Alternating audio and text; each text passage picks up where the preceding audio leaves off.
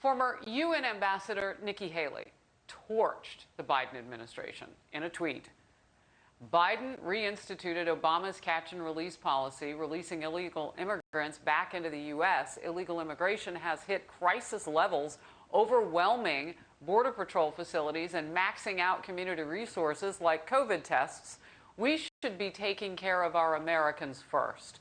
Power panel now, Johanna Maska, former director of Press Advance in the Obama White House and host of the podcast, Pod is a Woman. Well, of course, Pod is a woman. Alyssa Farah, former White House communications director under President Trump. Alyssa, I'm going to come to you first with your reaction, because this is an undoing of what President 45 put into place. Well, listen, this is a crisis of the Biden administration's own making. They knew what they were signaling to many migrants who may attempt to come into the country when they said, we are going to undo catch and release. We're going to stop securing our border. And it's signaled to migrants that they can come into our country and they're not going to be turned away. And I would say this, I think governing is coming at Joe Biden fast, because it's easy to talk about wanting to change our immigration laws, trying to change the process.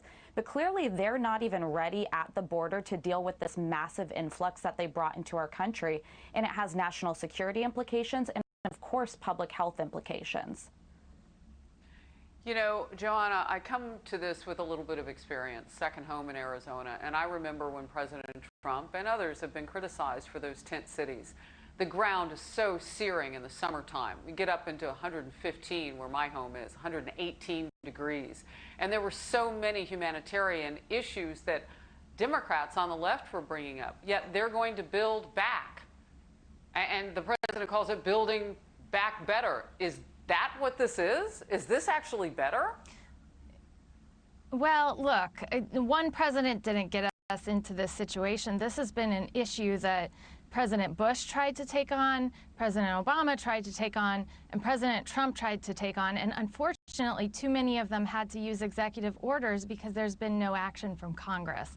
And I really believe this is a humanitarian crisis, and we know that all the scientists predict with global warming it could get even worse because more people will have food insecurity. And so if we want to take this on in a comprehensive way, I think we need Republicans and Democrats to look at this holistically and then figure out a way in which we're going to make sure that people can stay in other countries and have the security there, and that we have an immigration policy that allows people to bring their human capital to America and achieve the American dream so that we all can lift up our country economically, but also the world. Well, they're not necessarily coming here for security. They want jobs. They want a different type of life and economy. But I hear what you're saying in your debate. Okay, let's move on. The national anthem is back at Dallas Mavericks games. Did you know? It was gone after the NBA now is requiring that the Star-Spangled Banner be played before the tip-off. This came after Mavericks owner Mark Cuban had it discontinued, triggering a firestorm of criticism. Cuban told the New York Times, "We're good with it." And on ESPN yesterday, he denied that they ever really decided not to play it, even though they hadn't played it for more than a dozen games. No, we didn't make that decision, but it's not playing. But this hardly means that the controversy is over.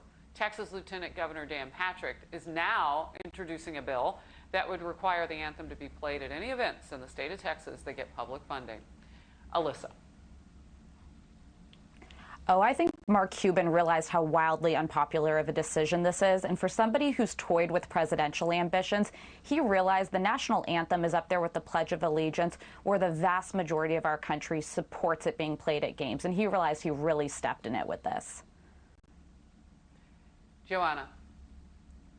Yeah, I mean, President Obama, when I was with him, we always took pride in the national anthem. I think, we can make progress in America so that all Americans can take pride in that national anthem, but I think there's no problem with playing it. I do think it's a little bit of political posturing to introduce legislation to require it, because most Americans are going to be on the side, exactly what Alyssa said. We want the national anthem to play at our sporting events. Well, look, if they're getting state money, that's what the lieutenant is talking about. The lieutenant governor is talking about. I mean, if you want to take the state's money, then you have to do it the state's way. Okay, we'll move. Thank you, ladies.